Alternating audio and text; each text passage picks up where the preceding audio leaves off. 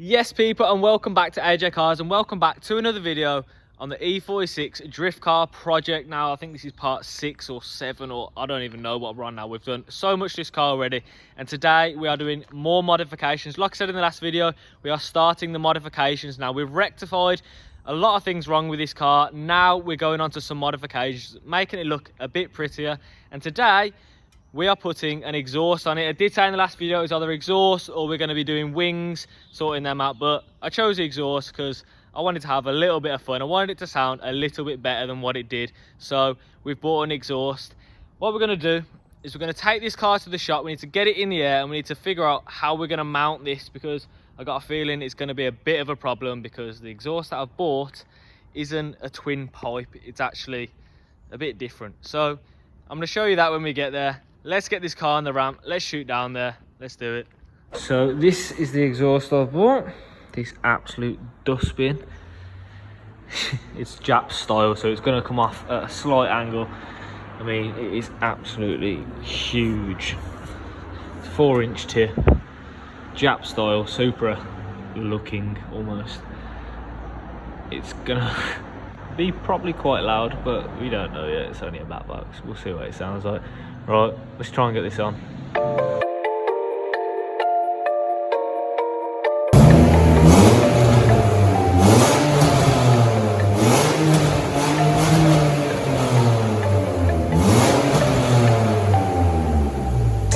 So we've run into a problem straight away. This is obviously the twin pipe and it's got the back box, but it comes off as a single exit, and on some they come off single, some they come off as a twin pipe, just like that one here.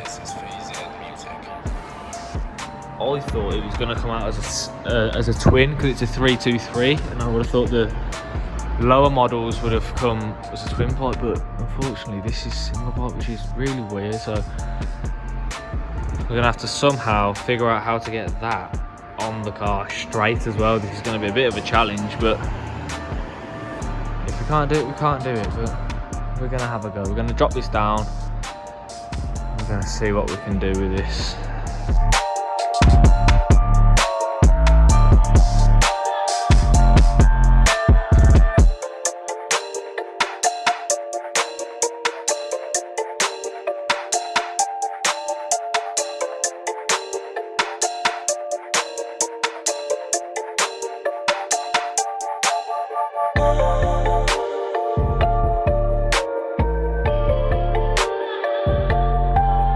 So that's them together. This is the problem.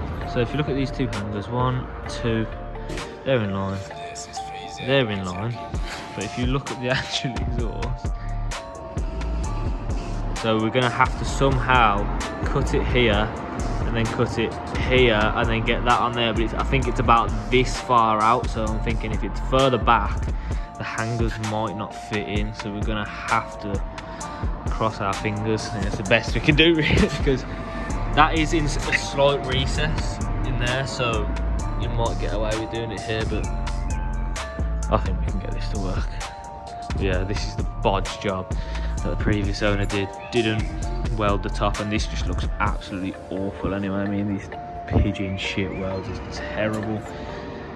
But yeah, I'm gonna have to re-weld this, seal this back up, make this look a lot better so it doesn't blow, because it's annoying the crap out of these bloaters, and then we can move on to the back.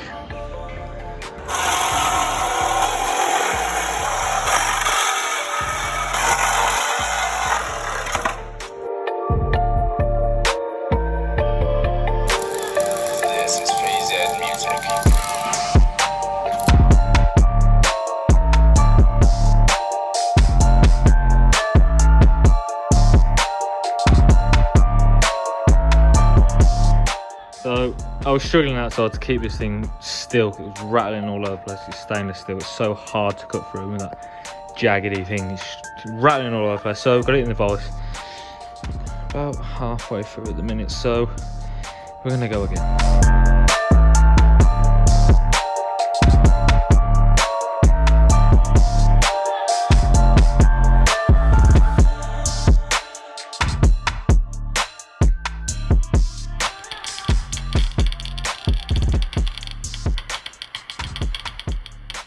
So, oh my god, my face is awful.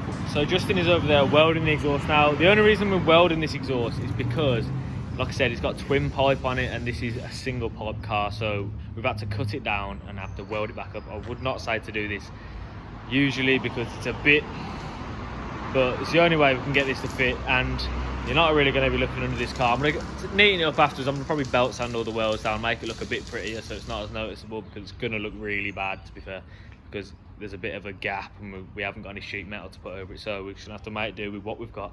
So Justin's welding now. We're going to go and have a look how far he's got.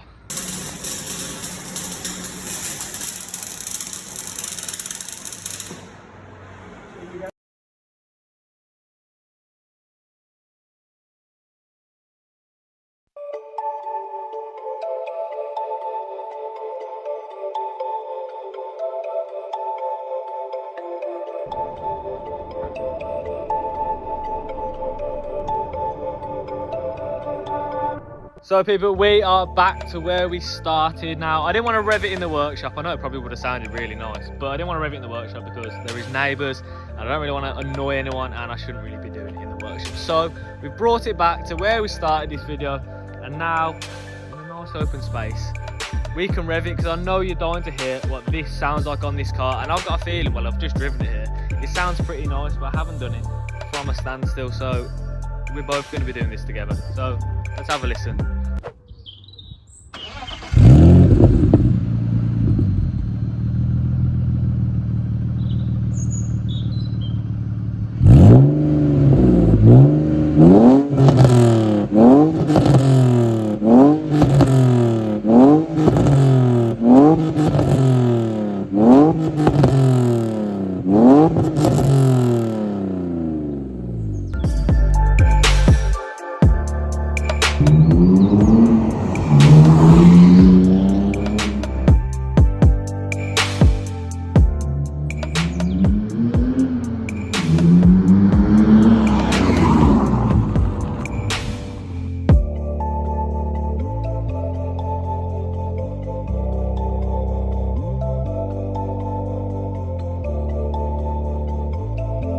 So people, there you have it. The exhaust is on. Another modification ticked off the list. Let me know what you think about this exhaust.